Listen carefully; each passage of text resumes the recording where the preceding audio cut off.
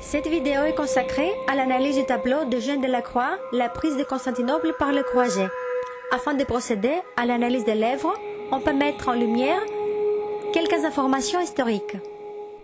En 476, après la chute de l'Empire de l'Occident, l'Empire byzantin ou l'Empire romain d'Orient devient l'unique successeur de l'Empire romain en place. La capitale de l'Empire byzantin est Constantinople. On y parle le grec. Il représente la culture gréco-romaine et constitue le rempart du christianisme orthodoxe. En 1200, l'Empire byzantin est sous la dynastie d'Ange et son empereur s'appelle Alexis III Ange. En 1202, la 4e croisade est lancée, à l'époque du pape Innocent III. Les croisés sont d'un côté les Francs et de l'autre côté les Vénitiens. On peut citer entre autres les barons de cette croisade, Boniface de Montferrat, Baudouin de Flandre et le doge du Venise, Enrico Dandolo. La 4e croisade a comme but d'attaquer l'Égypte et ensuite de libérer Jérusalem des infidèles. Pour concrétiser cette expédition, les Francs font un accord commercial avec Venise, la puissance maritime de l'époque, pour l'achat de bateaux afin d'arriver à Jérusalem. Selon la chronique de Robert de Clary, petit chevalier Picard, quand les croisés arrivent à Venise en 1202, n'arrivent pas à honorer l'accord commercial. Ce manque d'argent les oblige à plier aux exigences du doge de Venise Enrico Dandolo. Leur dépendance économique conduit irrévocablement à la déviation de la 4e croisade.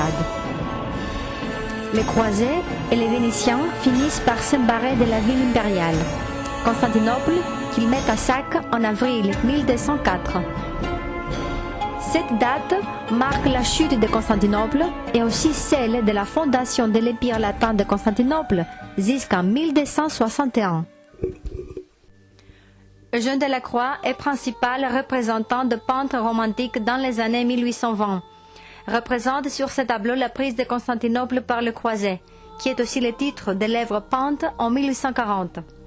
Il représente la victoire et la gloire des croisés et des Vénitiens à leur entrée dans les capitales lors du dénouement de la 4e croisade, le 12 avril 1204.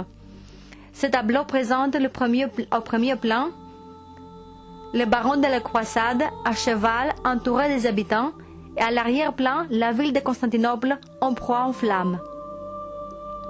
La chaîne constitue l'achèvement de ce pèlerinage en armes, où les pèlerins et les Vénitiens entrent comme vainqueurs à Constantinople. Les principaux protagonistes, comme Enrico Dandolo et Baudouin de Flandre, occupent le centre du tableau.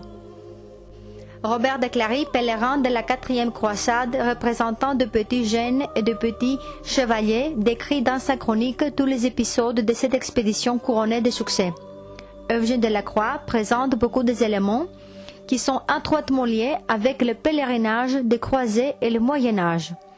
Il présente la domination des vainqueurs avec leur étendard en main, ayant l'air de ces seigneurs absolus. Le peintre met en relief le contraste clair entre le chevalier et la posture implorante des hommes et des femmes à leurs pieds plongés dans la désolation et l'humiliation. Les assiégés baissent leur tête, signe de soumission absolue de Constantinople. Certains habitants s'efforcent de se protéger contre les agressions des conquérants envers les femmes et les hommes à moitié nus. Au fond, un pèlerin, l'épée à la main, attaque une femme impuissante, symbole de violence aveugle des pèlerins envers les chrétiens orthodoxes. Le tableau présente aussi une vue panoramique de la ville. À l'arrière-plan, le fumée des incendies couvre le ciel. Cette image de fumée témoigne non seulement de la destruction de la ville par les conquérants, mais aussi d'un mauvais augure pour son avenir. Autrement dit, la prise de Constantinople, cette fois par les Turcs, en 1453. Eugène Delacroix met aussi en lumière le pillage de la ville par les pèlerins. Un coffre à bijoux ouvert sur le sol démontre ce pillage et les boutons recueillis par les croisés. Quand en bouton, Robert de Clary constate que les grands barons ne partagent pas équitablement ces boutons et qu'il agisse au détriment de pauvres chevaliers. Bien que Robert de Clary ne fasse aucune référence aux pillages et aux dégâts causés par les envahisseurs, autres chroniqueurs présentent l'événement tragique d'un autre prisme. Nicetas Chronyatis, administrateur et historien byzantin, met en lumière dans sa chronique Histoire les pillages et les sacrilèges des envahisseurs. Il fit rentrer dans les églises des mulets de chevaux pour emporter les vases sacrés et l'argent doré. Ils ouvriront le tombeau des empereurs et ils enveleront leurs richesses.